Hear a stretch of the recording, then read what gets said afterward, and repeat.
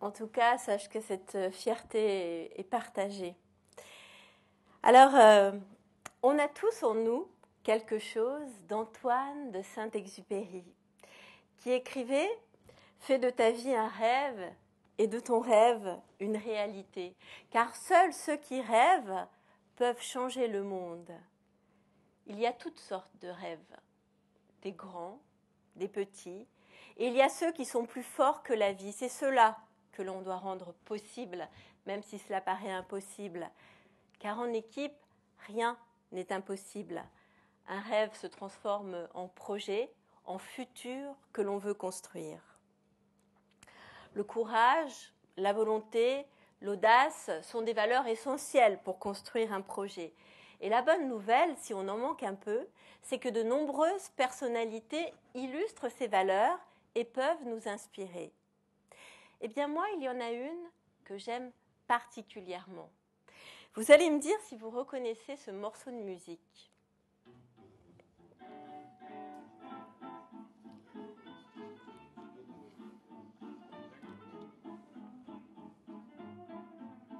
Vous l'avez reconnu? C'est Django Reinhardt, un génie. Mais vous imaginez, jouer de tels accords demande une dextérité de tous les doigts. Or, Django Reinhardt n'avait que 3 doigts de valide de la main gauche. 3 doigts pour créer ce swing. Quel génie! Beaucoup de musiciens vous diront que c'est impossible. Il est impossible de devenir un bon guitariste avec un tel handicap. Eh bien non, Django Reinhardt ne va pas devenir un bon musicien, puisque c'est impossible. Il va devenir l'un des meilleurs de tous les temps. Imaginez ce que cela représente lorsqu'on s'appelle Django Reinhardt, qu'on a un amour infini pour la musique, et suite à un accident, plus que 3 doigts valides. Il va travailler sans relâche pour créer ce swing si particulier. Et parce qu'il croyait en lui, en ses capacités, il les a développées. Peu de gens se sentent finalement capables d'aller au bout de leurs rêves et renoncent dès les premières difficultés. Pourtant, même si nous ne sommes pas toujours maîtres des événements qui nous arrivent, nous pouvons toujours décider de l'attitude à prendre pour y faire face. Nous sommes toujours libres de choisir ce qui est bien, ce qui est bon pour nous. Bon, alors, je vous rassure, moi non plus, je ne suis pas Django Reinhardt, je n'ai pas son talent. Je suis juste une femme à qui on a dit un jour, c'est impossible. Revenons quelques années en arrière. Je ne suis pas née dans ce fauteuil. J'ai grandi au cœur de l'Auvergne, au milieu des montagnes. Et lorsque j'étais petite, moi, j'adorais courir, danser, faire du vélo. J'étais en mouvement, j'avais le mouvement. Et je rêvais de vivre une vie d'aventure, de liberté, d'évasion. Beaucoup de mes amis étaient comme moi, toujours pleins d'idées, de projets. Mais au bout du compte, ils n'en réalisaient aucun. Pourtant, rien n'est possible dans la vie si on ne décide pas à un moment de poser des actes, de quitter son canapé pour passer dans une zone d'apprentissage et de construction où l'on peut affronter ses peurs et ses limites pour grandir et progresser. À 15 ans, je m'inscris à l'Aéroclub d'Auvergne et je réalise là mon véritable rêve, celui de devenir pilote, comme mes héros, Mermoz, Guillaumet, Saint-Exupéry, encore lui. Mon père, qui est une vraie encyclopédie de l'aviation, me raconte leur histoire et je voudrais tellement leur ressembler. Certains de ces pilotes ont accompli de véritables exploits. Ils ont été les premiers à rallier Toulouse à Saint-Louis du Sénégal pour transporter du courrier. Ils ont franchi la cordillère des Andes après cette chère Adrienne Bolland. Et puis, ils ont fini par avoir des accidents. Eh bien, moi, ma vie a commencé par un accident, alors que j'étais toute jeune élève pilote. Le 12 mai 1991, j'ai 16 ans. Je monte à l'arrière d'un avion du club pour aller à la rencontre d'autres héros, les pilotes de Canadair, qui nous attendent sur la base de Marignane. Ce jour-là, la météo n'est pas très bonne et au bout d'une demi-heure de vol, nous entrons dans un mur de nuages, compact, dense, qui force le pilote à voler aux instruments. Selon les statistiques, lorsqu'un pilote qui n'est pas entraîné à voler aux instruments entre dans les nuages, il reste 180 secondes avant qu'il ne percute le sol. 180 secondes. Et puis plus rien. Lorsque je me réveille, je ne sais pas ce qui s'est passé, je ne sais pas où je suis. Autour de moi, il y a le silence, le froid, la neige, la peur, la douleur et les longues heures d'attente avant d'être secourue. Je suis la seule rescapée. Et de ce jour, eh bien, je perds le mouvement. On me dit que je resterai paraplégique, qu'il me faut réapprendre à vivre dans la peau d'une personne à mobilité réduite dont j'ignore tout. Le regard que l'on porte sur les choses, les gens, les événements influence nos comportements et donc nos vies. Si vous voulez changer de vie, changez de regard. À aucun moment pour moi, la paralysie des jambes n'a pu être un prétexte pour ne rien faire. Je vous rappelle que j'ai 16 ans et moi, je suis restée la même. J'ai toujours cette même envie de liberté, d'aventure, d'évasion. Et je vais vous montrer qu'en devenant paraplégique, je ne suis pas seulement devenue une personne à mobilité réduite, je suis devenue bien plus que cela. Car en réalité, nous sommes riches de nos expériences et nos échecs sont parfois aussi riches d'apprentissage que nos réussites. Mais que vais-je donc faire de cette expérience ? Car vivre en fauteuil, eh bien, c'est une vie bien différente de celle d'avant, une vie jalonnée de combats totalement nouveaux pour moi.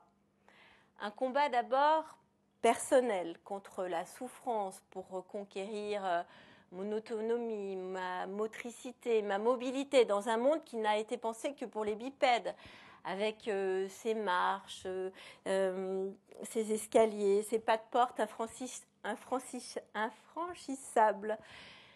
Un combat également moral pour ne pas sombrer face au sentiment d'abandon de ma propre famille, de mon propre entourage, qui n'accepte pas, qui dramatise tout, qui ne sait pas comment s'y prendre avec moi. Et un combat également avec les règles administratives qui disent si je suis apte ou inapte, ce que je peux faire et ce que je ne peux pas faire, et qui parfois surestiment mes difficultés. Je l'ai dit tout à l'heure, les obstacles font grandir. Les brisures, les cassures sont parfois l'occasion d'un profond changement, d'une remise en question. Et peu à peu, je vais développer des ressources que je ne soupçonnais même pas. Et la première, c'est le courage. Le courage, de rester moi-même, de vivre malgré la perte, malgré la douleur, malgré les frustrations. Le courage de prendre des décisions difficiles, d'oser vivre la vie que j'ai choisi de vivre. Oser, c'est parfois se mettre dans une position où l'on sera plus vulnérable, où l'on peut perdre, échouer. Mais c'est aussi construire une vie plus riche en expériences et en progrès. Ces progrès sont invisibles aux yeux des gens, mais nos actes les révèlent. Et moi, je ne vais pas me concentrer sur les problèmes, mais sur les solutions. Pourtant, j'avoue qu'à ce moment-là, je suis face à un obstacle qui semble infranchissable. Vous le savez tous, pour piloter un avion, on a besoin de ses jambes. Certaines commandes sont aux pieds. Alors, je vais me mettre en mouvement avec mon petit fauteuil. Je vais faire le tour des salons, des meetings aériens, poser des questions. Et au bout de 2 ans de recherche, parce qu'à ce moment-là, on n'a pas Internet, je découvre qu'il existe à Toulouse des avions équipés de commandes manuelles de pilotage. On appelle ça des malonniers. C'est génial! Alors j'y vais. Je quitte l'Auvergne pour Toulouse, le berceau de l'aéronautique, parce que c'est là que je veux renaître. Et à Toulouse, je bosse, je fais mes heures, mes nouveaux amis m'encouragent, je sens la fierté de mon entourage. Et en avril 1995, 4 ans après mon accident, j'obtiens mon brevet de pilote sur l'un de ces avions. C'est ma première grande victoire. Et à partir de ce moment-là, moi, je veux vivre près des avions. Parce qu'en général, c'est beau, un avion. Les lignes sont épurées. Mais pour celui qui n'a pas fait de physique, d'aérodynamique, cela reste un objet de rêve. Un rêve resté longtemps inaccessible pour l'homme qui se sent handicapé de ne pouvoir voler seul. Pour piloter un avion, il faut de la technique, du savoir, et il faut aussi pouvoir se reposer sur toute une chaîne de compétences où chacun est responsable de l'autre et des informations qu'il partage. On croit souvent que piloter un avion est un exploit individuel, mais en réalité, c'est un exploit collectif. On ne peut voler que si 100% des objectifs de chacun ont été atteints. La solidarité et l'entraide sont aussi des valeurs essentielles. Et dans ce milieu, tous mes amis me poussent à me relever. Même la difficulté me renforce parce que je découvre le plaisir d'atteindre un but difficile, de me sentir capable de quelque chose dont je me croyais incapable. Avec mes cours de pilotage, débute ma vraie rééducation. Alors on pourrait croire que c'est gagné, que nous sommes tous égaux dans le ciel. Pourtant, au sol, les marches les plus difficiles à franchir en fauteuil roulant restent les préjugés. Je découvre que le métier de pilote est interdit aux handicapés. Il est impossible de faire des missions de transport de fret, de surveillance aérienne de feux de forêt ou encore de l'instruction. Et voilà ce qu'en pensent à l'époque 2 représentants de la Direction générale de l'aviation civile. Je voudrais savoir une autorisation écrite Vous allez demander en même temps à être professionnel. C'est peut-être avec des restrictions. Non. Par exemple, Non. pour être instructeur. À mon avis, ça n'a pas un gros intérêt d'être pilote professionnel pour faire de l'instruction. Oui, mais et pouvoir en vivre. La règle est comme ça. Et donc, je n'ai pas d'opinion sur Ça nécessiterait la remise à plat complète du statut du deuxième navigant et notamment du statut de la caisse de retraite. Ça nuirait à un nombre de gens, par dizaines de milliers. Alors, je ne sais pas ce que vous en pensez. Je ne sais pas ce que vous auriez fait à ma place. Qu'est-ce que vous auriez abandonné? Vous seriez battu? Bien, moi, je vais prendre du recul, de la hauteur. Après tout, je suis pilote. Mais je vais surtout prendre exemple sur mes héros. En un peu plus d'un siècle d'aviation, on est un peu habitué dans le milieu de l'aviation à relever des défis impossibles. Alors moi aussi, je vais tenter de relever un défi impossible, celui de faire changer la réglementation. Et si ce n'est pas pour moi, eh bien je veux le faire pour les autres, parce que j'ai besoin que mon expérience aboutisse à des actions concrètes et permettent une évolution. Alors vous imaginez, ce sera long et compliqué, car au début, nous sommes peu nombreux sur ce dossier qui, il faut bien le dire, n'intéresse pas grand monde. Mais moi, je n'ai pas besoin que nous soyons nombreux. J'ai besoin de la force d'une petite équipe réunie autour de valeurs communes et où l'ego n'a d'autre but que de servir un objectif, un besoin d'évoluer ensemble dans la confiance et le respect des compétences de chacun. À mes côtés, il y aura Guillaume Ferral.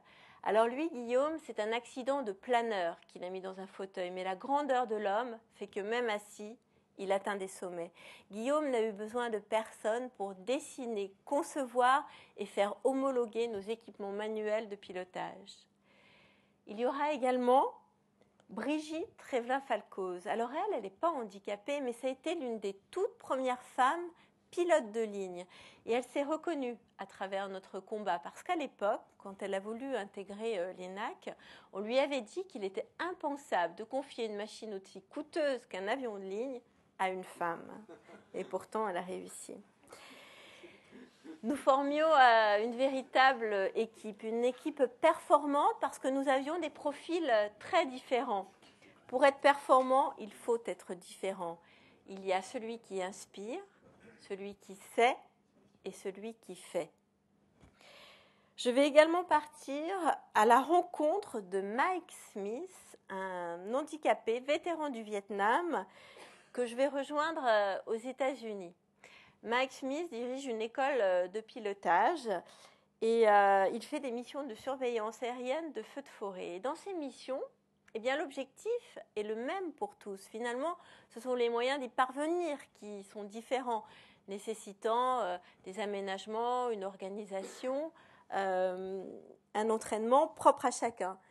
Mike est un exemple fort qui prouve que dans une équipe, chacun peut exister, déployer ses compétences et ses talents dans une bonne répartition des rôles.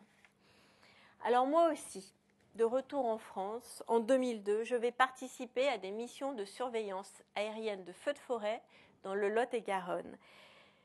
Nous avons obtenu l'accord des pompiers, mais ces missions seront bénévoles et surtout illégales vis-à-vis de l'aviation civile. Des vols hors la loi. Mais l'audace, ça paye, parce que de ce jour, nous apportons la preuve que tout poste de travail peut être aménagé, que des hommes et des femmes handicapés peuvent assumer à 100% des tâches professionnelles complexes avec rigueur et fiabilité. Et un an plus tard, Dominique Bussereau, qui est alors secrétaire d'État au transport, entend nos arguments et avec une ouverture d'esprit remarquable, signera l'arrêté ministériel qui ouvrira l'accès à la licence de pilote professionnel aux personnes handicapées des membres inférieurs. Dominique Bussereau nous a fait confiance, il a voulu saluer notre courage, notre détermination et il a suivi notre mouvement. Cette décision, naturellement, ne pouvait venir que d'en haut, mais il aura fallu aussi la volonté de tous ses collaborateurs de s'impliquer. Notre exemple a inspiré toute l'industrie aéronautique et spatiale avec l'association Envol qui accompagne la reconversion professionnelle des adultes handicapés vers les métiers de l'aérien pour des emplois au sol à ce qu'on appelle des postes doux. C'est par exemple la fabrication de rivets, de petites pièces dans des PME. Et c'est un véritable succès, car si nous pouvons, nous avons démontré qu'il est possible d'aménager un avion et d'en faire un poste de travail, alors il est possible d'aménager tous les postes de travail en entreprise et de bien vivre ensemble, de performer ensemble en tirant parti de nos différences. Depuis, il y a eu 7 pilotes qui sont devenus pilotes professionnels et mon ami Guillaume est devenu l'un des tout premiers instructeurs. Il ne manque plus que moi. Je ne suis pas devenue pilote professionnelle. À la place, j'ai voulu réaliser un autre rêve, un autre défi, celui de devenir maman, mais pas seulement. Alors vous l'avez vu, je savais déjà voler sur les pieds. Et il y a quelques années, je me suis dit, pourquoi pas essayer de voler la tête à l'envers, sur le dos. J'ai tout simplement décidé de devenir la première femme handicapée pilote de voltige au monde. Et quitte à y aller, j'ai voulu tenter le Bourget qui est juste le plus grand salon aéronautique du monde. J'avais moins d'1 an pour réussir mon pari. Alors j'ai choisi de me former à l'AVA, le club de voltige le plus titré de France. Régis Alajoanine en est le président et il a accueilli cette idée avec beaucoup d'enthousiasme parce que les défis, Régis, c'est sa partie. Il a formé des générations entières de voltigeurs. Mais c'est une expérience aussi qui l'a fait grandir en tant qu'être humain. Et il a mis dans ce projet toute son énergie, toute son audace, toute sa fierté. Et c'est toute l'AVA qui a suivi le mouvement derrière lui. Car vous ne le savez peut-être pas, mais la voltige est un sport individuel, d'individus individualistes qui ne peut se pratiquer qu'en équipe. Autant dire qu'introduire du handicap dans cette discipline, ça n'était pas gagné. Surtout qu'au début, moi, je ne connaissais pas grand-chose à la voltige et j'appréhendais beaucoup. Car là, il ne suffit plus de savoir voler, il faut évoluer dans les 3 dimensions. Et très vite, on est perdu, on ne sait plus ce qui se passe, on a la tête à l'envers. Et moi, quand je vole sur le dos, j'ai la peur panique que mes sangs se détachent et de passer à travers la verrière de l'avion. La voltige est une discipline rigoureuse, exigeante et physiquement très éprouvante. Mais quand on a des objectifs pareils, des objectifs forts, l'impossible n'est qu'une étape. Alors vous imaginez, il y a eu de nombreux obstacles. Les premiers obstacles ont été des obstacles techniques. Là, il ne suffit plus d'avoir des commandes manuelles, il faut des commandes qui soient souples, réactives. Et le malonnier qu'a conçu Régis à la Joannine pour équiper mon avion répond à ce cahier des charges. Il s'agit d'un grand bras de levier qu'on actionne d'un mouvement poussé-tiré et qui vient appuyer sur les palonniers. Malonnier vers l'avant, l'avion va à gauche, malonnier vers l'arrière, l'avion va à droite. Mais malonnier ou pas, la vraie difficulté en voltige, c'est de réussir une figure parfaite. Et il faut beaucoup de travail et d'investissement personnel pour y arriver. Et parfois, la persévérance ne paie pas toujours autant qu'on voudrait. Tout se joue au millimètre dans le placement des commandes pour piloter sa trajectoire et positionner correctement l'avion dans l'espace. L'apprentissage tient une place essentielle dans le parcours d'un pilote. On peut même dire que cet apprentissage est permanent dans la vie d'un pilote. Dès qu'une chose est apprise et assimilée, elle devient un réflexe. Et c'est cette capacité de transformer une chose apprise et assimilée en réflexe qui permet d'avancer, de passer à autre chose, qui deviendra à son tour un réflexe. Mais chaque vol est différent et dépend de la météo du jour, de l'aérologie, du relief.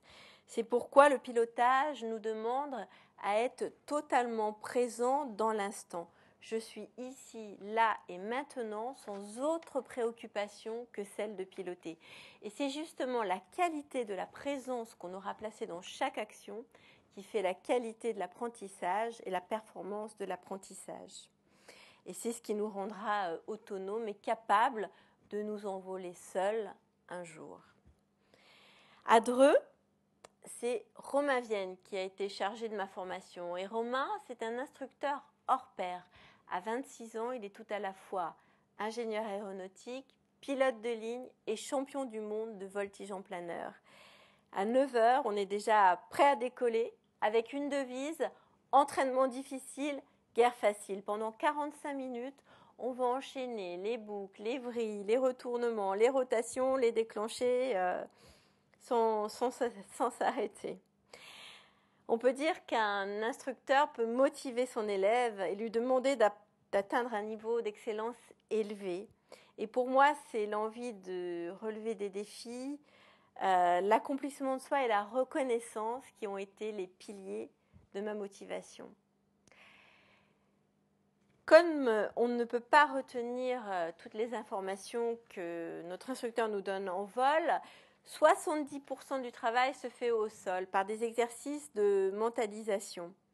On appelle ça la musique. C'est cette chorégraphie que font tous les pilotes avant leur vol pour mémoriser les gestes et la bonne amplitude sur les commandes. Donc on vient de le voir, le premier obstacle était un obstacle technique, mais le véritable obstacle pour moi a été un obstacle physique. Vous imaginez quand on fait un looping, on prend des facteurs de charge. Il faut être très fort physiquement pour résister aux accélérations. Il faut pouvoir contracter tous ces muscles. Or, moi, je n'ai plus de muscles dans les jambes. C'est un manque énorme.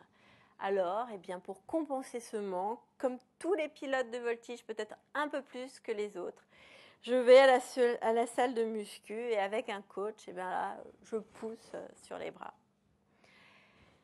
L'autre obstacle est que je suis une femme. Alors, je suis d'accord avec vous, ça ne devrait pas être un obstacle, au contraire.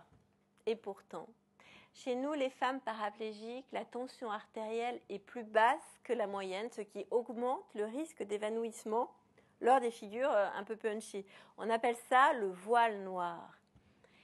La solution pour moi, c'est tout simplement de porter des bas de contention très fortes pour maintenir la pression sanguine dans le haut du corps. C'est un peu l'équivalent de la combinaison anti-G des pilotes de chasse, mais en beaucoup, beaucoup moins sexy.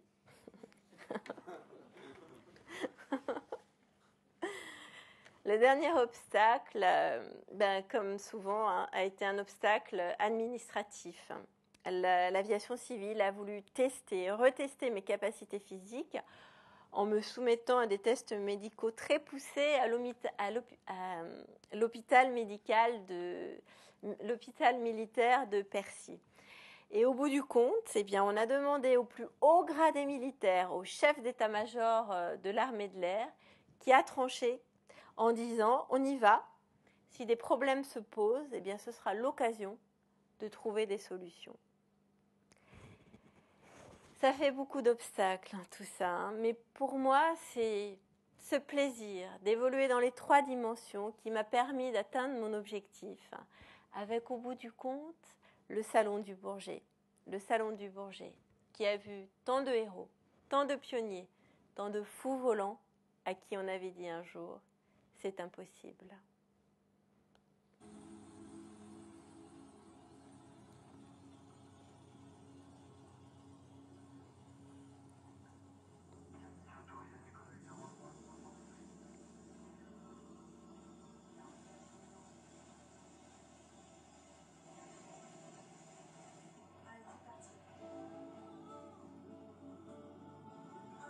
J'éprouve un tel bien-être, un tel plaisir aux commandes d'un avion, et plus encore avec la voltige. J'ai l'impression de vivre une grande histoire d'amour.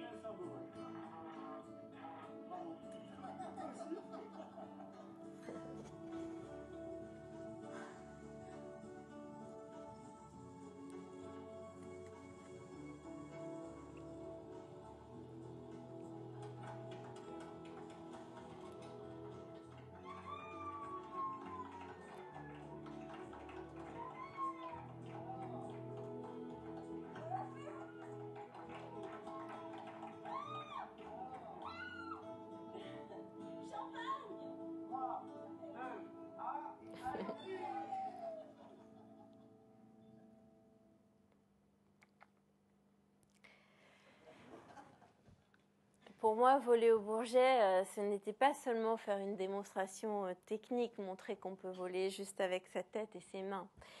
C'était un rêve qui devenait réalité, un rêve qui décolle et la joie de toute une équipe qui devenait visible aux yeux de tous.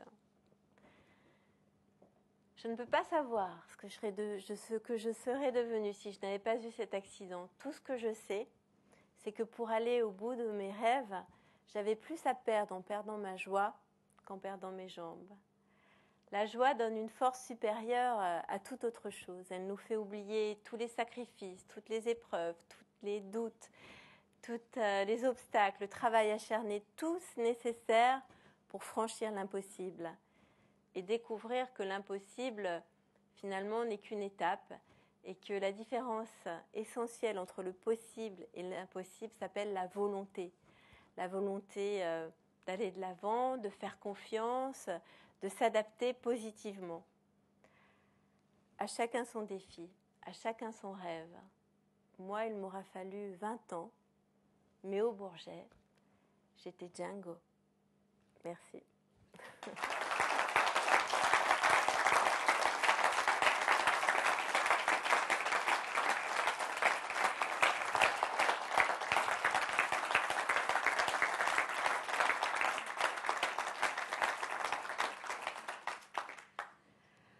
Alors sur les images que vous avez vues qui datent de 2015, du Bourget 2015, il n'y a pas le bandeau Vita.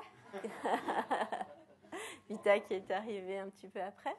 Mais mon objectif, c'est je vise le Bourget 2017, donc, avec cette fois-ci le 2e cycle de voltige, parce que là, comme vous l'avez vu, pour cette première démonstration, exhibition en vol, c'était vraiment des figures basiques boucles, retournements, tonneaux, etc. Mais là, je travaille aujourd'hui le deuxième cycle de voltige pour pouvoir présenter des figures un peu plus techniques encore, des figures un peu plus poussées. Et voilà une démonstration qui aura un petit peu plus d'allure, on va dire, et un peu plus maîtrisée, voilà, avec le bandeau, vite à confort, sur les vidéos.